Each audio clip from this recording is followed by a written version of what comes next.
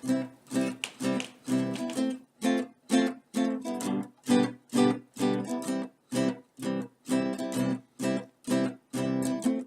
everybody, welcome to Josh Dell'Aria's Musical Escapades. I'm your chief explorationist and host, Josh Dell'Aria, and today I'm really excited to bring you another very unknown song, as we're fond of bringing you here on the Escapades.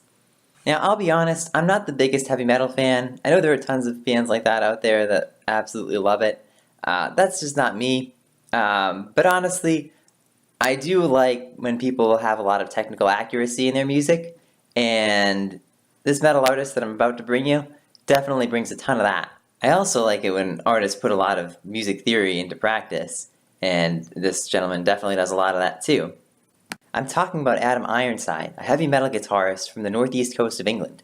One of the cool things about Adam is that he actually is a music teacher, so he actually teaches lessons to people around the world through Skype, through YouTube, through all these different sorts of things. He actually does have a YouTube channel, and one of the things that he does on there is he'll actually show different techniques and how to practice them. A lot of the techniques that he shows you actually were kind of developed in jazz. So one of the videos that he has on the internet right now is it's actually a video of him doing advanced arpeggios, where he'll show you the chords that you would normally play in jazz, like a seventh chord. But what he'll also do is he'll add basically a step down from each note, or from each chord, or whatever, and show you how to play, basically going from a step down into the chord and how that actually applies to metal. And so I think it's really cool that he actually just gives back to the community and gives back to everybody else that wants to play music. He's giving them a leg up. Back in 2016, Adam released his sophomore album, The Sky Painter, and one of those songs on that album actually came really close to making my top 20 league. It was probably about a song or two off. And so I wanted to play this for you guys because it's a really good display of all those things that I was talking about. A lot of using chord tones in the songs and connecting them very well with different passing tones and neighbor tones, which I'll explain to you guys what the heck all that means once the song is over. But for right now, let me let you guys listen to it and enjoy it. Again, it's called Without a Trace.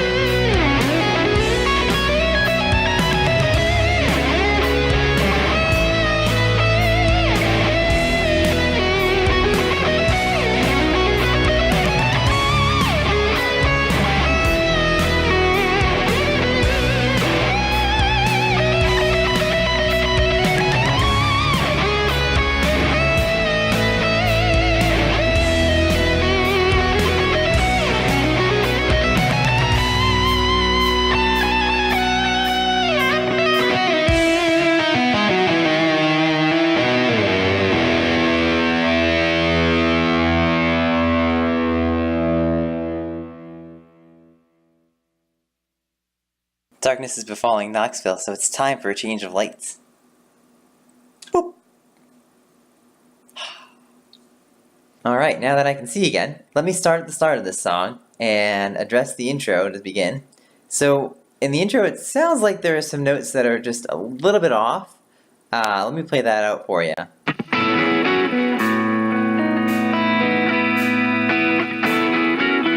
So, right there, you probably hear that little doo-doo-doo-doo-doo-doo. Like, that's just a little bit off the normal scale that's used in that key in the song. And if you don't remember what I mean by scales and keys, just go watch my last video on Night with Her. But yeah, there's a little A sharp in there, I think. The key is C sharp minor, which usually involves an A natural. So Adam throws in an A sharp in there, but it's actually a well-used tool because it's really more of like what's called a neighbor tone to another chord tone at the time. So according to classical theory, you're supposed to play chord tones at regular intervals. However, between those intervals, you can play notes that aren't part of the chord that you're in the midst of playing. And as a matter of fact, they don't even have to be part of the key you're playing in either. The only other kind of hard and fast rule to that is that whatever notes you play in between the chord tones can only usually be either one step away from the chord tone you just played or the chord tone that you're about to play. Now granted, there are people who break that rule quite often, and Adam actually will do it in the next line that he plays, so it's kind of important for me to point that out to you before he does it, so you're not surprised by it. You can do it if you have a good purpose in doing it. So let me play how Adam does it for you.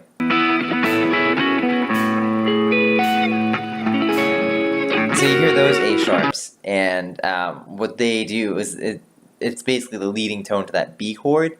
So that's why he plays it, is because it resolves up very well to that B tone that he's got going on there. Alright, let me replay the entire intro again so you can kind of hear how those both the rules and the exceptions kind of work together.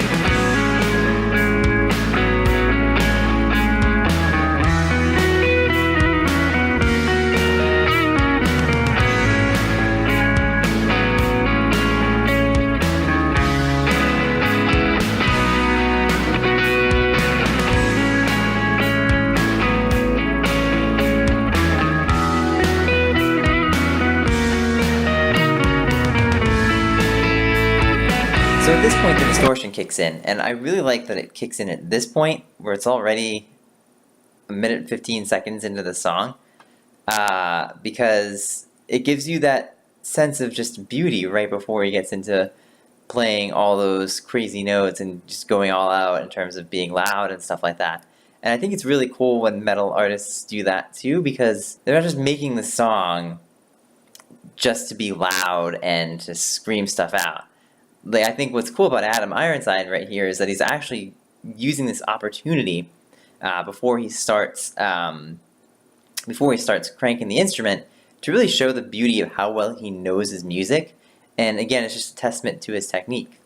And just one more thing to add to that too is that because he plays the part before the distortion with such beauty and grace, it ends up, when he does put the distortion on, it ends up making it sound like it's not, the song isn't more than just the distortion. And in all honest reality, the distortion actually adds to the song rather than being the song. Okay, so moving on to the solo now. One of the things I really like about this is Adam's spacing.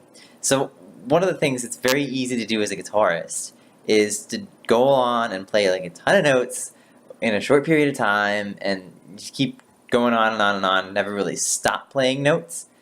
And that's doable because you play with your fingers and you don't play with your mouth at all. And the reason why I say that is because there are a lot of instruments, like, for instance, trumpets and saxophones and flutes, where people actually have to stop and breathe in order to play their instrument.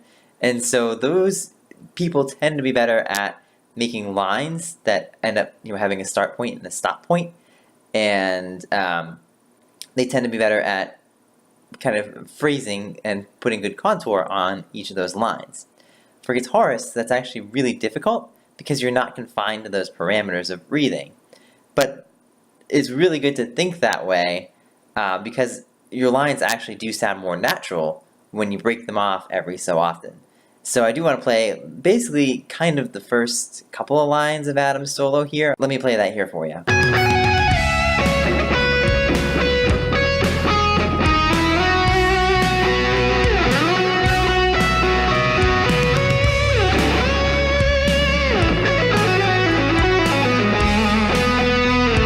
So I'll cut it off here. So a lot of those lines aren't really like full of notes. There's not like a whole lot necessarily going on, but they make coherent and cohesive phrases. Like the way we talk, like we have to breathe in order to make a sentence, and we can't just speak words forever and ever and ever and ever. We have to stop and breathe from time to time. And so that's essentially what Adam is doing here, is he's pausing and breathing in a way from time to time in order to make separated phrases and separated lines. Now, of course, that doesn't mean that you have to play only like a few notes here and there to have a good solo. All that really means is that you have a good start and end point. So when Adam's getting into some more involved phrases and playing a lot more notes, he does eventually still cut those off. So I'll play a little bit more of that solo for you here.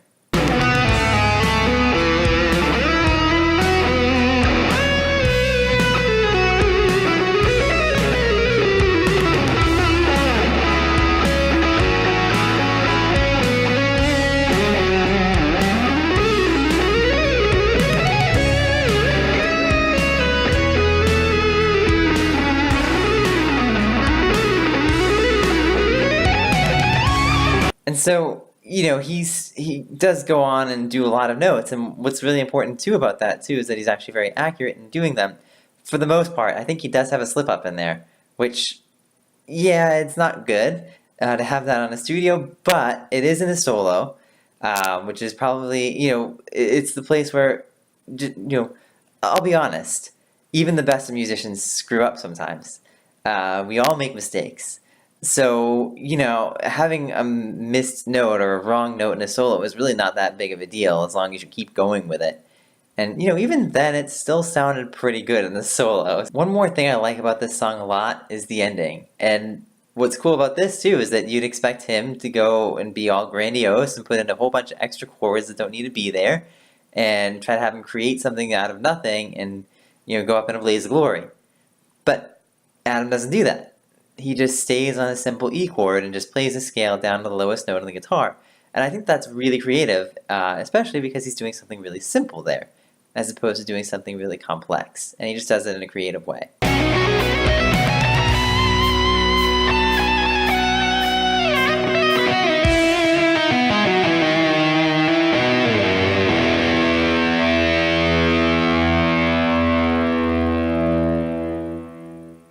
However, the one thing that I really don't like about this song is that it doesn't really tell a story. As I've mentioned in the past, I think the best instrumental songs are the ones that send a message to you or tell you a story without words. Because, whenever you have a vocal song, the person needs words in order to communicate that story to you. But I think instrumental songs, if they can do the exact same thing, they're actually a lot better and more compelling than vocal songs. It's just really hard to do that. But I think that's the standard to which any instrumental artist should strive, is to make a story without words.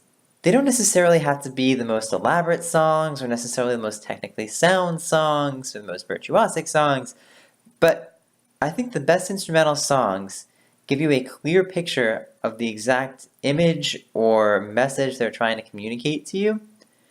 And I just don't think Adam really got there with this song. I'm not really sure where this song is going. It doesn't seem to have a strong direction to me. It just seems like it just seems like a bunch of notes that he just picked out. And of course, they're all technically right and they're all technically there. He does make mistakes, but they don't sound that bad. But I just never kind of understood the message he was trying to send with that song. That's all I got for you guys on this song. If you like it, you guys can go check out Adam's website. It's AdamIronside.com, and I think he uploads all his videos up there as well, but he's also on YouTube, so definitely go give his YouTube channel a check. I'll put it in the description there for you guys. You can also check out our Facebook page here, The Escapades, at facebook.com/JoshEsMusicalEscapades. And if you're a musician and you want your music featured on the show, please feel free to email us at JoshDell'Aria's musicalescapades@gmail.com, and I will let you guys know the submission process. Definitely when you email me, just tell me a little bit more about yourself and what kind of music you have, and we'll go from there. So until next time, go make great music.